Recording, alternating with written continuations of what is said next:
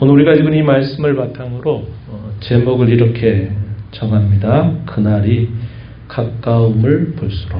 오늘 우리가 읽은 10장 25절에 등장하고 있는 표현입니다. 그날이 가까움을 볼수록, 이런 제목을 가지고 함께 좀 말씀을 나누도록 하겠습니다. 먼저 이 히브리서가 기록되고 있는 당시의 그 상황에 대해서 한번 간단하게 생각을 해보고 사도가 권면하고 있는 이 내용이 어떤 것들인가를 함께 살펴보도록 합니다. 당시 시대가 특별히 고난과 박해의 시대로 알려져 있었습니다. 초대교회 예루살렘으로부터 전파된 이 복음 전파가 사마리아 땅으로 확장이 되고, 또 사마리아 지역에서 또 더 먼 곳으로 확장이 되어가면서 이 복음이 계속 이제 로마라고 하는 이 제국의 중심부 혹은 심장부에 이 복음이 전파되기 시작합니다. 처음에는 유대인들, 특히 유대주의자들의 극심한 반대와 박해가 많았습니다.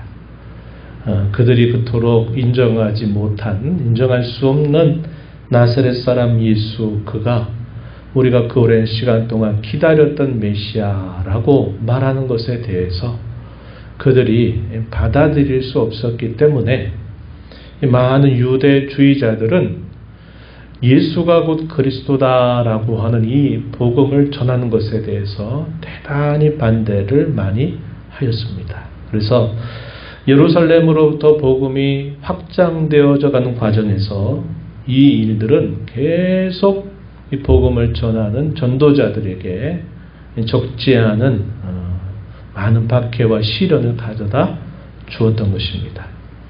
그리고 이 복음이 전파되면서 우상으로 즐비했던 이 로마 제국의 곳곳마다 가이사가 주님이다, 가이사가 곧 왕이다라고 하는 이러한 사상이 퍼져 있었던 그 시대에 이 복음이 들어가면서 진정한 왕은 가이사가 아니라 바로 나사렛 예수, 그분이 우리의 진정한 왕이시다 라고 고백하게 되니까 이것이 당시에 그 사회, 또 문화, 종교, 관습, 이런 것들과 충돌이 일어나게 되고, 종교적인 것들로 먹고 살았던 사람들에게 있어서는 더더구나 자신들의 생계 문제와 직결되면서 이 복음을 전하는 사람들을 매우 싫어하고 쫓아내고, 심지어는 감옥에 가두는 일들을 서슴지 않았던 것입니다. 그래서 이 기독교의 전파와 함께 교회를 향한 이 박해는 계속 자라갔다는 것을 우리가 알게 됩니다. 그러면서 이제 우리가 잘 아는 네로라고 하는 이 황제가 이제 로마 제국의 왕이 되었을 때, 황제가 되었을 때는 더더군다나 이제 이런 일들이 국가적으로, 제국적으로 박해가 막 일어나게 되는 때가 있게 돼요. 이게 약 300년 정도 시간 동안 계속 박해가 일어나게 되는 겁니다. 그러다 보니까 이 신앙에 대한 많은 도전들을 직면하는 거죠. 처음에는 사도들과 복음의 일꾼들이 그런 많은 반대를 직면하면서 고난과 박해 가운데서도 이 복음을 전하지만, 이 복음을 받았던 많은 신자들 또한 여전히 당시의 반대자들에 의해서 또 많은 반대와 어려움을 겪는 일이 있게 된 겁니다. 그러다 보니까 이 고난과 박해 때문에 그들의 신앙의 면모가 갈라지는 게 나타나죠.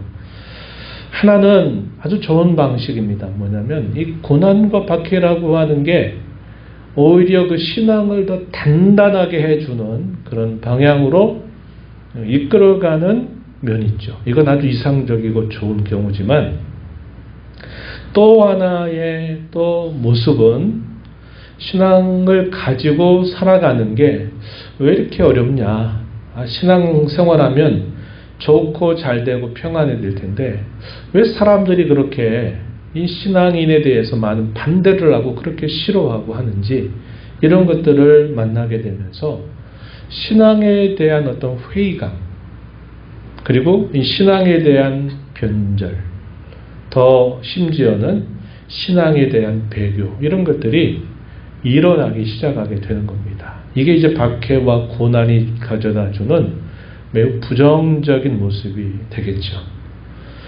그러다 보니까 이 신앙이 약해지는 일들이 이제 각자 개인에게 하나의 결정적인 문제로 나타나기도 하고 또 이것이 나중에는 신앙의 공동체를 이루고 있는 곳곳에도 이것이 적지 않은 영향을 주게 되는 겁니다. 이 부정적인 영향을 주는 것이죠. 오늘 우리가 읽은 본문 바로 다음 절 한번 볼까요? 10장 26절에 보면 이런 표현이 기록됩니다. 우리가 진리를 아는 지식을 받은 후 짐짓 죄를 범한 즉 다시 속죄하는 제사가 없고 오직 무서운 마음으로 심판을 기다리는 것과 대적하는 자를 태울 맹렬한 불만 있으리라. 무슨 말입니까? 진리를 아는 지식을 받은 후 이것은 쉽게 생각하면 나도 이제 예수를 믿겠다고 결심하고 다짐하고 한 경우를 우리에게 생각하게 해주죠. 그런데 이렇게 예수를 믿겠다 말하고 나서 또 고의적으로 이렇게 죄를 범하게 된다면 다시 속죄하는 제사가 없다. 무서운 마음으로 심판을 기다리게 되는 일이 따라올 거다라고 말하는 겁니다. 이것은 당시의 그 고난과 박해라고 하는 현실을 직면하면서 사람들이 믿음 생활 시작했는데 너무 많이 힘든 일들이 막 닥치게 되니까 이거 안 되겠다. 이렇게 해서 돌아서려고 하는 그런 사람들의 모습이 표현되고 있는 것이죠. 앞으로 조금 한번 가서 볼까요? 히브리서 6장으로 한번 가봅니다. 6장 4절 말씀에 보면 4절, 5절, 6절 말씀 한번 보세요. 히브리서 4장 6장 4절, 5절, 6절 우리 함께 읽어보겠습니다. 4절입니다. 한번 빛을 받고 하늘의 은사를 맛보고 성령에 참여한 바 되고 하나님의 선한 말씀과 내세 능력을 맛보고도 타락한 자들은 다시 새롭게 하여 회개하게 할 수 없나니 이는 그들이 하나님의 아들을 다시 십자가에 못 박아 드러내놓고 욕되게 함이라. 아멘. 이런 표현들 뭐라고 말합니까? 한번 이 말이죠. 과거에 빛을 받고 하늘의 은사를 맛보고 성령에 참여한 바가 되고 하나님의 선한 말씀 내세 능력을 맛보고도 타락한 사람들 그들에게 다시 새롭게 할 기회가 없다. 이렇게 말하는 표현들은 당시에 이 신앙의 도전을 받으면서 결국 안 되겠다 하면서 배교하는 등을 지는 그런 사람들이 있었단 말이죠. 그들을 향한 강력한 경고의 메시지를 전하고 있는 겁니다. 우리가 읽은 10장 25절, 26절 말씀도 그렇고 6장 4절, 5절, 6절 말씀도 그러하다는 겁니다. 그래서 이러한 박해와 시련 이런 것들로 인해서 각자가 개인적으로 난 더 이상 난 이 신앙생활을 못하겠다 해가지고 과거의 종교로 돌아가거나 예수님을 믿는 그 신앙에서 돌이키는 그런 변절 혹은 배교하는 사람들이 일어나게 된 겁니다. 물론 우리가 볼 때는 어떤 걸까요? 아직 참신앙을 갖지 못한 사람들이다 이렇게 여기지만 이런 사람들이 곳곳마다 많아지게 되니까 이게 단순히 개인적인 문제가 아니라 이제 교회 공동체 안에 이게 하나의 문제거리가 되는 겁니다. 왜 그럴까요? 한두 사람이 신앙을 접었다. 나 이제 더 이상 안 믿겠다 하는 사람들이 돌아서는 사람들이 생기면 함께 이 신앙의 걸음을 갖고 걸어가는 사람들에게 이게 좋은 영향이 되지 못하겠죠. 힘이 쭉쭉 빠지게 하는 일들이 된 겁니다. 그래서 이게 공동체적인 문제가 될 수밖에 없었던 것이에요. 우리가 좀 더 앞으로 가서 히브리서 3장 12절 말씀에 가서 보면은 사도가 이렇게 또 말을 하고 있어요. 여기서는 한 개인이라기보다는 이제 공동체를 향해서 사도가 강력하게 권면하는 메시지로 볼 수 있어요. 3장 12절 말씀에 형제들아 너희는 삼가운 너희 중에 누가 믿지 아니하는 악한 마음을 품고 살아계신 하나님에게서 떨어질까 조심할 것이요 오직 오늘이라 일컫는 동안에 매일 피차 권면하여 너희 중에 누구든지 죄의 유혹으로 완고하게 되지 않도록 하라. 이렇게 말합니다. 이것이 물론 이제 이러한 말씀을 주게 되는 배경은 앞에서 인용되고 있는 시편의 말씀을 하나 인용했어요. 언제 이야기하냐면 광야 40년 생활을 하나의 예시로 들었어요.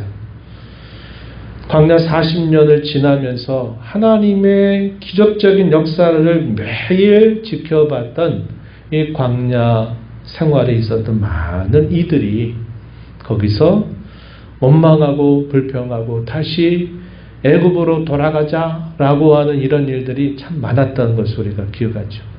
그래서 그들이 항상 하나님 말씀보다 옛 종교로 돌아가고 옛 생활로 돌아가자고 하는 이 움직임에 미혹돼서 많이 함께 그것에 감염되었던 그런 사람들이 결국은 이 광야에서 다 엎드러져 죽게 되죠.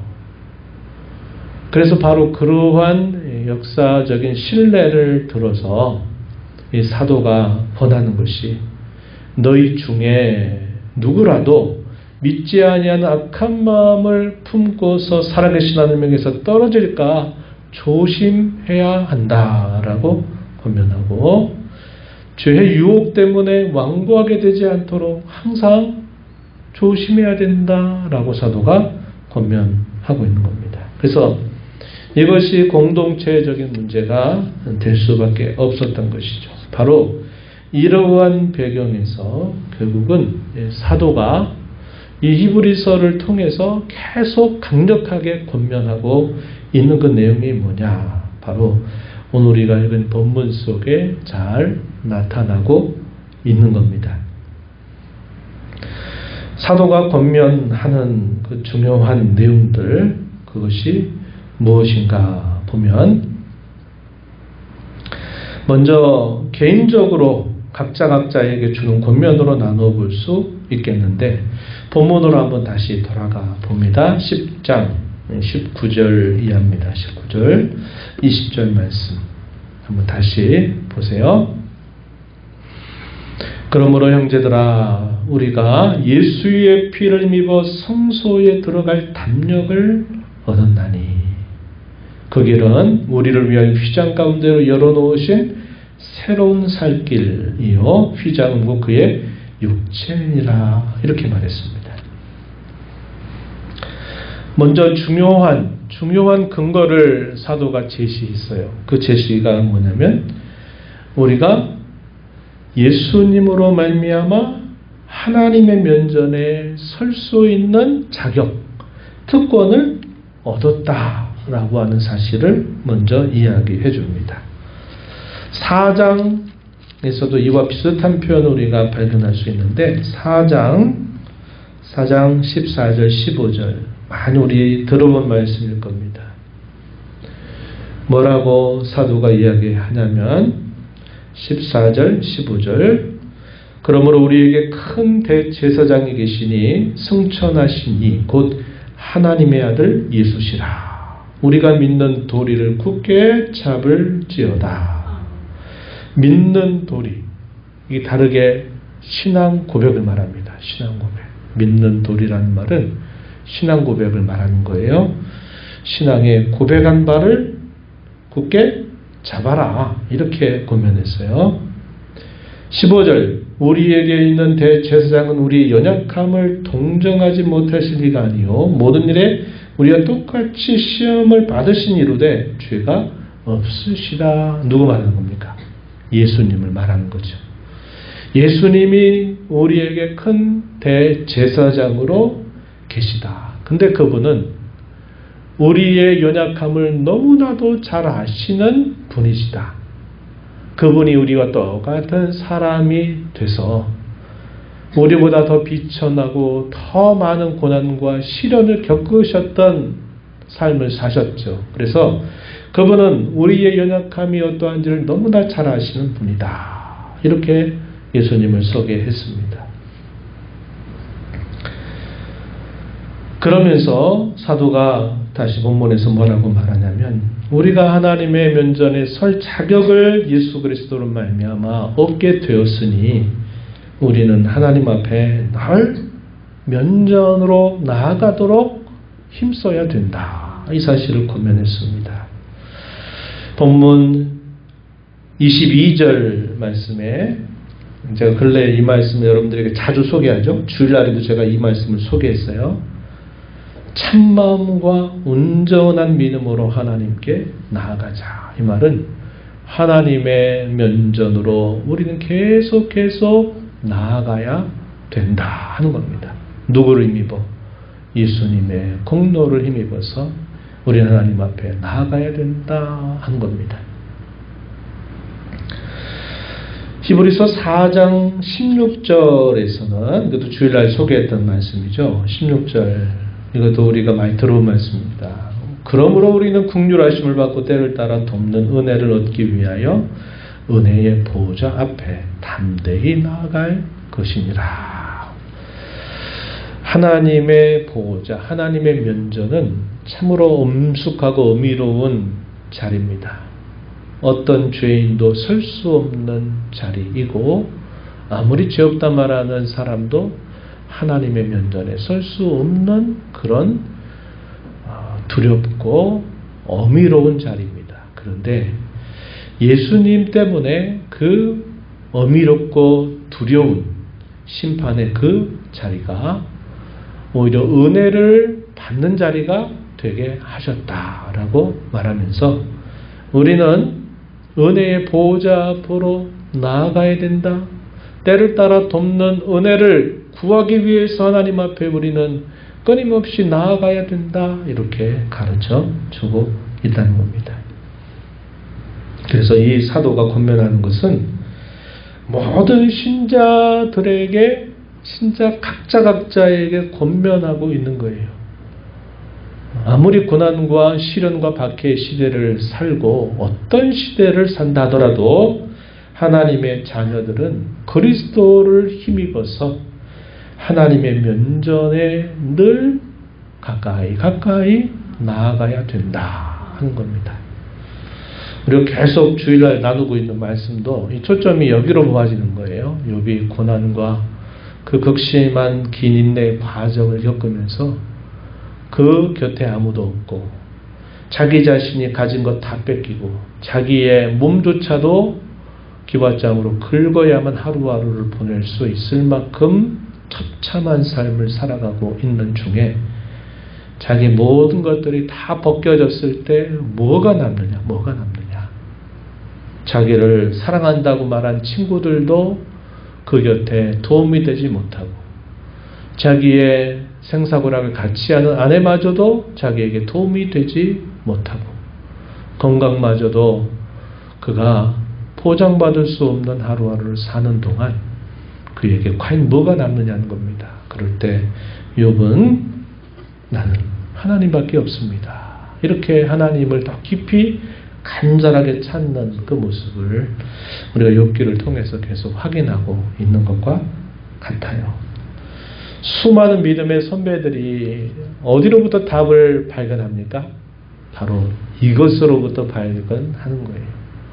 세상 가운데 한복판에 살다 보면 믿음 가지고 살면 모든 게 다 잘 되고 모든 게 다 문제 갖고 형통하면 좋은데 믿음 가지고 사는 게 아무런 힘을 나타낸 것처럼 보이지 않고 사람들이 믿음 가졌다 그러면 너 진짜 믿는 거 맞아? 하면서 오히려 도전하고 또 따돌림을 당하게 하고 한 이런 일들이 있게 될 때 우리가 여러 가지 많은 생각들에 빠지게 되는 일들이 많잖아요.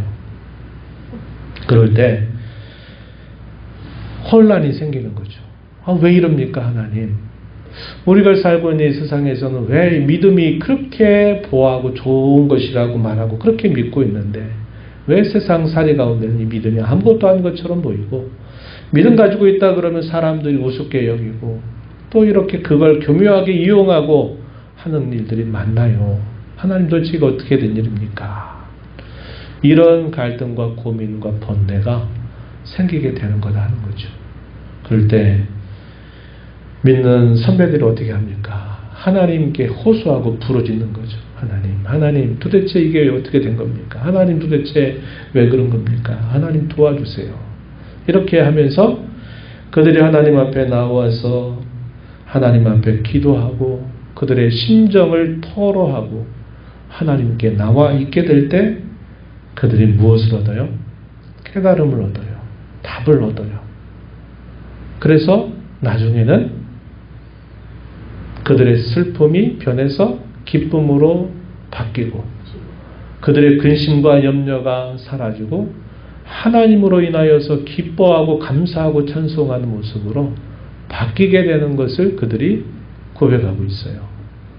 시편 37편 또 반대로 73편 대표적인 그런 시편입니다. 이런 시편들은 그걸 보여주고 있어요. 그래서 우리는 하나님 앞에 나아가는 것으로부터 우리는 모든 것들을 다 해결받을 수 있게 된다는 것을 우리는 경험할 수 있는 거죠. 그래서 고난과 박해의 현실을 사는 당시에 각각의 신자들에게 사도는 우리 하나님 앞에 나아가면 된다. 우리 하나님 앞에 나아가야 된다. 우리는 이 나아가는 일을 게을리해서는 안 된다 하는 사실을 강력하게 권면을 하고 있는 거예요. 그리고 더 나아가서는 공동체적으로 또 권면하는 말씀은 이어지는 말씀입니다. 10장 25절 이하예요. 25절 이하인데 사도가 당시에 교회를 이루고 있는 모든 신자들에게 권면하는 첫 번째 강력한 권면은 뒤에 있습니다. 뒤에 한번 보면 35절 10장 35절 이하에 한번 볼까요? 10장 35절 이하 우리 함께 35절부터 39절까지 함께 읽어보겠습니다. 35절부터 마지막 절까지 읽어봅니다. 그러므로 너희 담대함을 버리지 말라. 이것이 큰 상을 얻게 하느니라. 너희에게 인내가 필요함은 너희가 하나님의 뜻을 행한 후에 약속하신 것을 받기 위함이라. 잠시 잠깐 후면 오실 이가 오시리니 지체하지 아니하시리라. 나의 의인은 믿음으로 말미암아 살리라. 또한 뒤로 물러가면 내 마음이 그를 기뻐하지 아니하리라 하셨느니라. 우리는 뒤로 물러가 멸망할 자가 아니요 오직 영혼을 구원함에 이르는 믿음을 가진 자니라. 아멘. 사도가 권면하는 이 권면의 내용에서 중요한 골자들을 한번 추려보면 뭐라고 말하냐면 담대하십시오 이렇게 말했어요. 담대함을 가지라고 이야기합니다. 아무리 고난과 박해가 닥쳐와도 우리 믿는 성도들은 담대해야 합니다 이렇게 말했어요. 또 뭐라고 말합니까? 인내가 필요하다. 인내하라고 말합니다. 인내하십시오. 담대하게 그리고 인내를 가지고 마지막에는 뭐라고 말하냐면 뒤로 물러서지 말고 전진하십시오라고 권면합니다. 그래서 우리의 신앙은 뒤로 물러가는 신앙이 돼서는 안 되고 우리의 신앙은 항상 앞으로 전진하는 신앙을 가져야 된다. 그러나 이럴 수는 있다고 제가 가끔 여러분들에게 소개하죠. 그 전진의 속도가 늦어질 수 있어요. 때로는 그것이 전혀 앞으로 못 나가는 것처럼 버티기도 할 것입니다. 그러나 우리는 절대로 뒤로 물러서거나 뒤를 뒤돌아봐서는 안 된다. 쟁기를 잡고 뒤를 돌아다 보는 사람은 뭐에 합당하지 않다 그랬습니까? 예수님께서 하나님 나라에 합당치 않다. 롯의 처를 생각해봐라. 그리고 잘 아는 이야기죠. 소돔과 고모라 세상이 멸망할 때 빨리 피하라고 그렇게 강력하게 권면하는데 롯의 처가 그동안 살아왔던 것들이 막 그 유황과 불빛 속에서 사라지는 걸 보니까 그게 얼마나 허망하겠습니까? 뒤를 돌아봤어요. 그 순간 어떻게 됐습니까? 소금 기둥이 돼버리고 말았어요. 그죠? 그래서 뒤를 되돌아보는 자, 뒤돌아보는 자는 하나님 나라에 합당하지 않다라고 말했어요. 우리도 그래야 합니다. 담대해야 돼요. 그리고 인내를 가지고 전진해야 합니다. 그리고 또 하나의 권면, 오늘 우리가 읽은 본문 뒷부분입니다. 23절 이하에서 하는 말, 뭐라고 말하느냐? 아무리 어려워도 서로 뭐해라? 서로 돌아보라는 겁니다. 돌아보라는 거예요. 함께 믿음의 길을 걸어가는 성도들을 서로가 돌아봐야 된다. 나 혼자만 문제 없으면 된다? 아니요. 돌아보라고 권면합니다. 돌아보고 또 사랑과 선행을 격려하래요. 사랑과 선행을 어찌하든지 베풀 수 있도록 그런 어려운 가운데서도 항상 서로 격려해야 된다. 그리고 마지막에 뭐라고 권면하냐면 모이기를 패하는 어떤 사람들의 습관같이 하지 말고 더욱 모이기를 힘써야 된다. 이렇게 사도가 권면하고 있는 겁니다. 그래서 사도가 그 박해와 고난의 시대에 권면하는 것은 아무리 시대가 그래도 성도들은 서로 돌아보도록 해야 된다. 사랑과 선행을 계속 행하도록 격려할 것이며 함께 주의 이름으로 모이기를 힘을 기울여야 된다. 이렇게 권면하고 있는 겁니다. 이러한 교훈들을 따라서 우리가 이제 적용할 수 있는 몇 가지 적용점이 있어요. 오늘 설교의 제목이 그날이 가까움을 볼수록 이런 제목을 세웠는데 첫 번째 우리가 이 말씀을 통해서 우리가 함께 좀 이렇게 하기를 원하는 첫 번째 내용은 종말을 여러분들 많이 좀 묵상하시라는 겁니다. 종말. 종말에는 두 가지 종말이 있어요. 하나는 개인적인 종말이죠. 개인적인 종말이 뭘까요? 하나님이 우리에게 이 땅에 태어나게 하셔서 우리의 이 땅의 삶을 마무리하게 되는 그 순간을 우리가 개인적인 종말이라고 불러요. 그리고 또 하나의 종말이 있어요. 어떤 종말이냐면 우주적인 종말. 그게 뭘까요? 우리 주님의 재림하는 그 순간을 우리가 우주적인 종말이라고 말합니다. 종말은 세상 사람들이 말하는 것처럼 모든 게 다 끝나서 무로 돌아가는 게 결코 아니죠. 성경이 가르치는 종말, 개인적인 종말이든 우주적인 종말이든 그 종말은 완성이지 그야말로 모든 게 다 끝나는 것이 아니라고 확고하게 우리에게 가르쳐 줍니다. 성도 개인에게는 개인적인 종말이 어떤 순간이라고 그랬어요?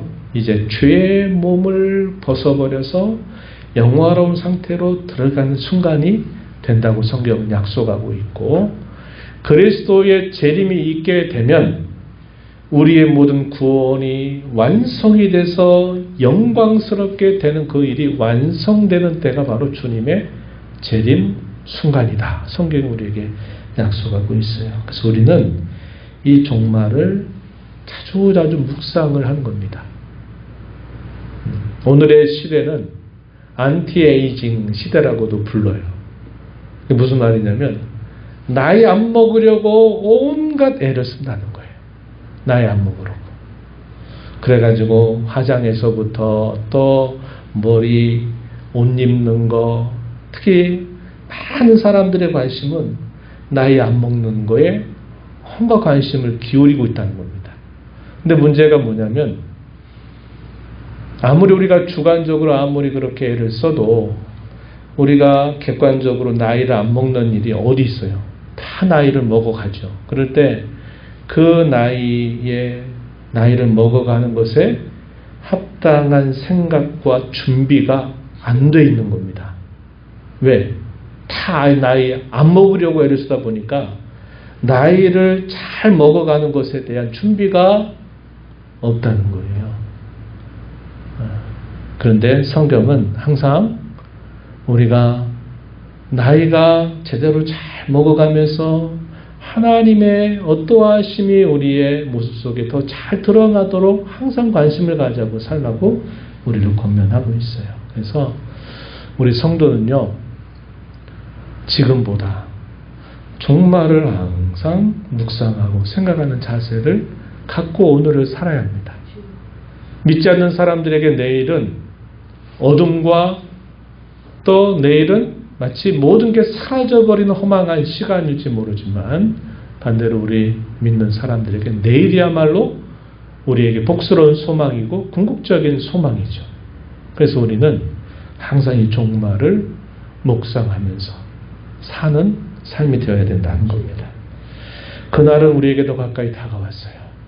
그래서 매일매일은 종말이 더 가까이 다가오고 있는 순간을 우리가 살아갑니다. 2000년 전 당시의 사도가 당시 성도들에게 권면하고 있는 그 시대에 비해서 지금은 2000년이라고 하는 시간이 더 많이 가까이 다가온 거예요. 그래서 우리는 오늘보다는 내일이 더 주님의 오심이 더 가까워지고 종말이 더 가까이 다가오고 있다는 것을 우리는 늘 기억해야 합니다. 이것은 주관적인 게 아니라 객관적인 사실이에요. 객관적인 사실이에요. 그리고 두 번째는 개인적으로 뜻을 정해서 규칙적인 습관을 기르시도록 권면합니다. 기르십시오. 우리가 오늘 말씀대로 하나님 앞에 서는 것을 여러분들이 습관적인 좋은 일로 그 습관을 만들어 가야 합니다. 물론 우리가 하나님 앞에 예배하는 거, 또 우리가 하나님 앞에 기도하는 거, 새벽기도에 참여하는 거, 이런 것들도 우리에게 꼭 필요한 일이지만 개인적으로 여러분들이 하나님을 만나는 시간들을 항상 빼앗기지 말고 가져야 합니다. 경건의 시간을 가져야 돼요. 목사를 통해서 혹은 구역장을 통해서가 아니라 여러분이 직접 예수님을 통해서 하나님을 만나는 시간을 규칙적으로 정해서 오늘 첫 번째 권면처럼 참마음과 온전한 믿음으로 하나님 앞에 나아가는 일을 하나의 중요한 내 삶의 중요한 습관으로 길러가라고 하는 겁니다. 물론 잘하고 계시라고 믿지만 이 일을 꼭 하셔야 돼요. 개인적으로.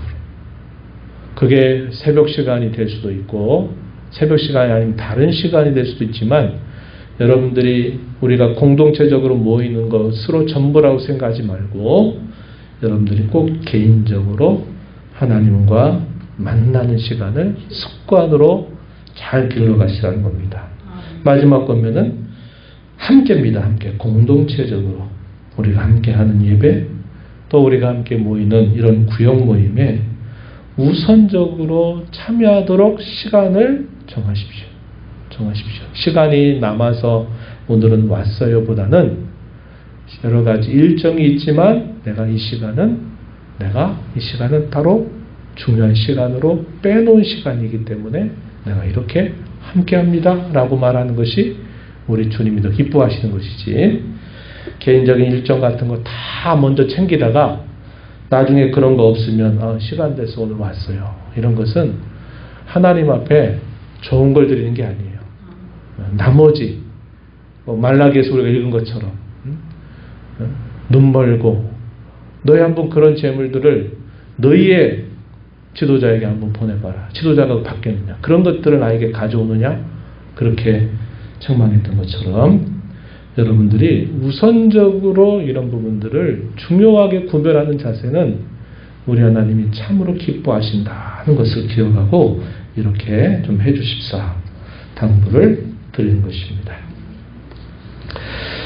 이러한 말씀들을 마음에 새기면서 이제 우리가 남은 가까이 있는 한 4개월 좀 못 미치는 시간이 될 겁니다. 그런 시간에 여러분들이 꼭 함께 해주시기 바라고, 개인적으로 하나님 만나는 거 꼭 잊지 마세요. 그게 여러분이 드리는 기도 시간이 될 수 있고, 말씀을 여러분이 개인적으로 읽는 시간이 될 수도 있고 해서 꼭 개인적인 하나님과의 만남의 시간을 갖는 습관을 꼭 만드셔서 하나님을 자주 만나시도록 하세요. 그러면 어떤 문제가 생겨도 괜찮아요. 오케이입니다. 오케이. 괜찮아요. 네. 우리는 하나님께 말씀드릴 수 있는 그 시간, 그 자리가 있기 때문에 그런 것입니다. 그렇게 하시고 공동체적으로 함께 모일 때 그 모임을 우선적으로 여러분들이 딱 정해서 그 시간이 방해받지 않도록 된다면 여러분이 이제까지 살아온 것보다 더 이후의 삶은 복되고 값진 삶이 되리라고 저는 여러분들에게 확신 있게 말씀드릴 수 있습니다. 그렇게 남은 시간을 잘 가져가게 되기를 축원합니다. 하나님 아버지 감사합니다. 오늘 또 귀한 모임을 저희에게 예비하셔서 오늘 연합예배로 함께 모이며 또 사도를 통해서 우리에게 주시는 권면들을 함께 생각해 보았습니다. 하나님 앞에 개인적으로 늘 서기를 습관을 길러가는 것 참 중요하다. 또 우리가 함께 형제와 자매들이 함께 만나서 서로 돌보고 사랑과 선행을 격려하면서 함께 모이기를 기뻐하고 그 시간 우선적으로 떼어놓는 것 참 하나님 기뻐하시는 일임을 저희가 오늘 교훈받아 싸우니 저희가 남은 이 시간들 동안 이 교훈 따라 잘 살아가도록 하나님께서 저희의 의지를 새롭게 하시고 도와주시기를 간절히 바라옵고 예수님 이름으로 기도하옵나이다. 아멘.